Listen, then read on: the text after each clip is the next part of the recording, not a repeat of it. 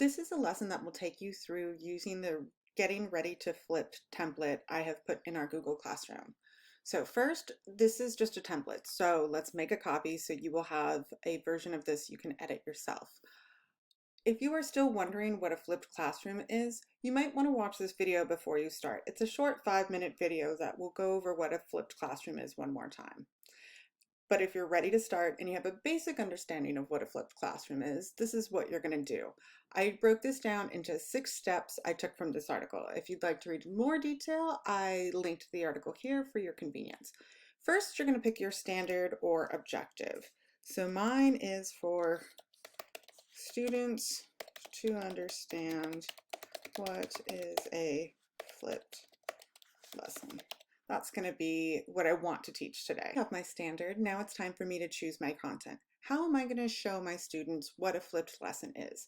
Well, I found a really good video on YouTube that I would love to share with the students. But I want to think about number 3 because I don't want them to have to do 2 things. I want them to only have to do 1 thing.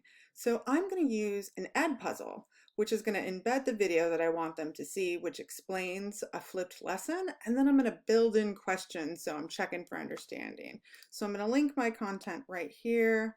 The instructions, how do they know what to do? Okay, I'm going to write my instructions. So if your students are familiar with using Edpuzzle or Nearpod, you don't have to do a screencast on how to do this.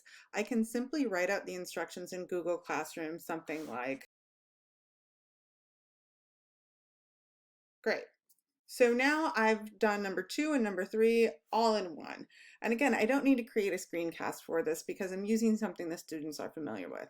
Okay, on to lesson 4. This is the fun part, or what I think is the best part of a flipped classroom.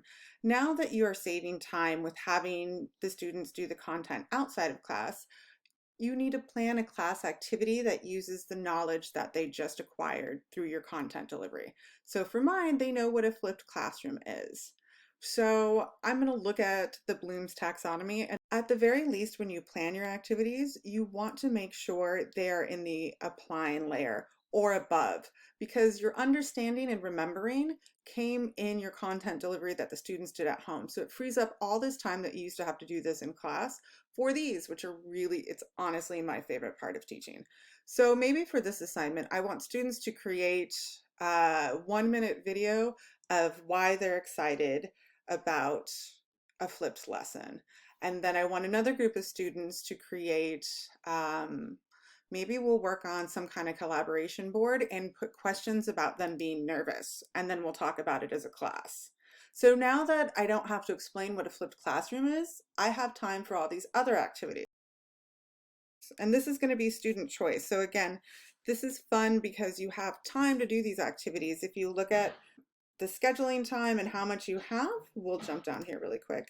So this is a traditional model, and usually for the activities you have about 20 minutes in class if this is how it looks.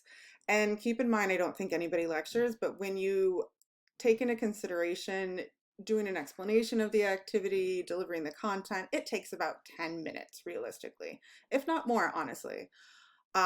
So in this traditional model, you have 20 minutes. However, in the flipped model, you now have 30 minutes. And perhaps the most beneficial part of the flipped model is the lecture and explanation down here is unlimited time. So think about our students who may not, in that 10 minutes, grasp everything. They may need to watch it twice. Well, now they can. They may need to review the content. They may need to think about it for a day before they have questions.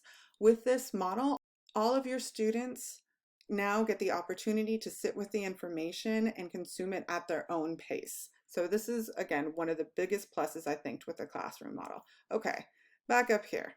So now that we have all this time in classroom, we're going to make 1-minute videos about,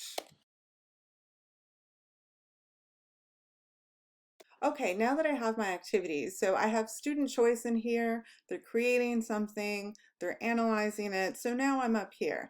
And the students can do each one of these activities because now we have more time now that they've consumed the content outside of class. Okay, now roll it out, pick a date and commit it. This is how you start to flip your classroom. If you go down here, this is what we went over about how your schedule will change, and that'll help you plan it a little better.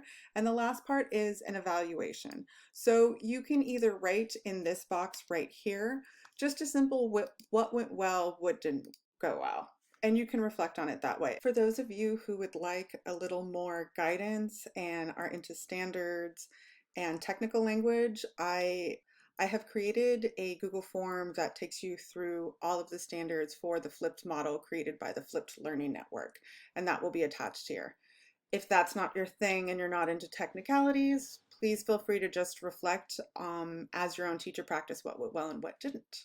If you have any questions, please feel free to contact me and I'm happy to help. Have a great day.